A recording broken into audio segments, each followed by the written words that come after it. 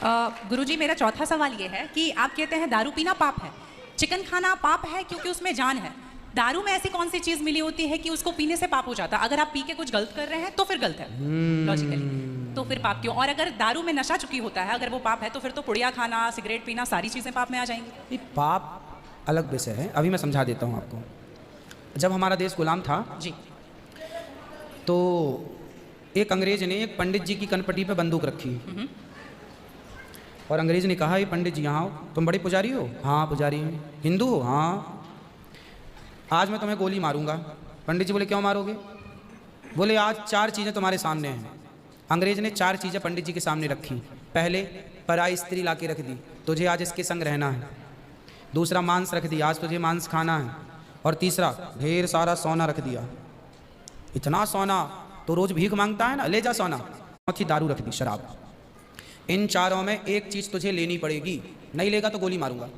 बोल, क्या लेता है? पंडित जी बोले, पराई औरत तो मैं नहीं देख सकता, मार दो गोली मुझे, पर मैं पराई स्त्री के, मेरी माँ बहन, मेरे संस्कार ऐसे हैं कि ये मेरी माँ बहन और बेटी है, ये मैं मर जाऊंगा पर चरित्र में दाग नहीं लगने दूंगा, तो ये स्त्री तो मैं नहीं ले सकता। अब मांस भी मेरे धर्म के खिलाफ है, आप गोली मार दो, मैं ब्राह्मण हूँ, मैं मर जाऊंगा पर ये धर्म नहीं छोड़ूंगा। और रहा ये सोना भी नहीं लूंगा, क्योंकि मैं भीख इसलिए बेईमानी करता तो भीख क्यों मांगता? मैं ईमानदारी से भीख मांग के खा सकता हूँ, बेईमानी का करोड़ों नहीं ले सकता, इसलिए सोना भी नहीं लूंगा। हाँ, पंडित जी को लगा ये तो पानी है, दारू शराब, हमको दारू पानी लगा, ये तो पानी है। पंडित जी को बेचारों को पता नहीं था कि दारू का क्या मजा है। अब उनको लगा ये पानी है, पिएंगे निकल जाएगी। पानी समझ के पंडित जी ने बोला कि चलो, गोली कनपटी में बंदूक रखा है, चलो पी लेते हैं, अभी निकल जाएगी शाम तक। पंडित जी ने दारू पी, और जब दारू पी ली तो दारू जब पी तो नशा चढ़ा, और जब नशा शराब का जब नशा चढ़ता है तो इंसान नहीं रह जाता।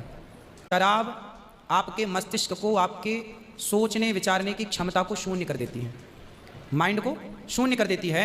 आप ये निर्णय नहीं ले पाते कि क्या सही है और क्या गलत है। अब पंडित जी जब नशे में झूमने लगे तो वो स्त्री को छेड़ने लग गए, ए यहाँ जा, नशे में। तो यही तो प्रश्न था मेरा गुरुजी कि वो नशे में ऐसा कर रहे हैं तो गलत है। अगर जो बोलते हैं हम जेंटलमैन पैक पीते हैं, हम 2 पैक पीते हैं या 3। अच्छा ये बताओ, नशे में करने लगे तो वो नशा आया कहाँ से?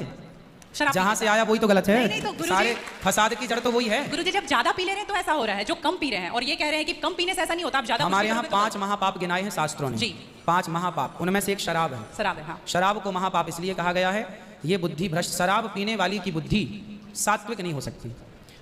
आप शराब पीजिए, आप शराब पीने वाला व्यक्ति आध्यात्मिक नहीं हो सकता। जो ईश्वर से कनेक्टिविटी है, जो हम आध्यात्म जगत की बात करते हैं, देखो आप शराब पीने के